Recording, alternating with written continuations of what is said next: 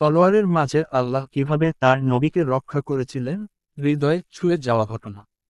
এই ঘটনা সেই সময়ের, যখন কুরাইশরা মক্কায় নবী করিম সাল্লাল্লাহু আলাইহি ওয়াসাল্লাম কে অত্যন্ত কষ্ট দিচ্ছিল।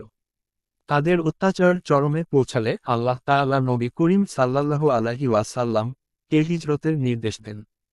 হিজরতের সেই রাতেই কুরাইশের বেপরোয়া তরুণ যোদ্ধারা হাতে তলোয়ার নিয়ে নবী করিম সাল্লাল্লাহু আলাইহি ওয়াসাল্লাম এর ঘর ঘিরে রাখে। তাদের পরিকল্পনা ছিল, নবী করিম সাল্লাল্লাহু আলাইহি ওয়াসাল্লাম ঘর থেকে বের হলেই সবাই মিলে তাকে আক্রমণ করে শহীদ করে ফেলবে। কিন্তু আল্লাহর পরিকল্পনা ছিল ভিন্ন। নবী করিম সাল্লাল্লাহু আলাইহি ওয়াসাল্লাম যখন ঘর থেকে বের হওয়ার প্রস্তুতি নিলেন, তখন তিনি সূরা ইয়াসিনের কয়েকটি আয়াত তিলাওয়াত করলেন। আল্লাহর রহমতে সেই আয়াতগুলোর বরকতে ঘটে গেল এক অলৌকিক ঘটনা।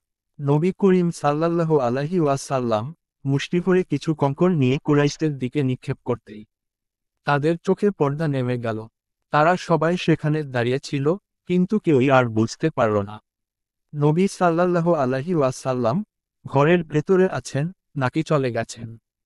তারা চোখের সামনে দাঁড়িয়ে থাকা আল্লাহর রাসূল সাল্লাল্লাহু আলাইহি ওয়াসাল্লাম কে দেখতে পেল না।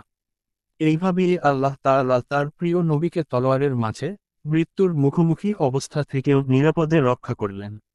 মানুষের পরিকল্পনা যতই শক্তিশালী হোক, আল্লাহর সিদ্ধান্তের কাছে তা কিছুই নয়।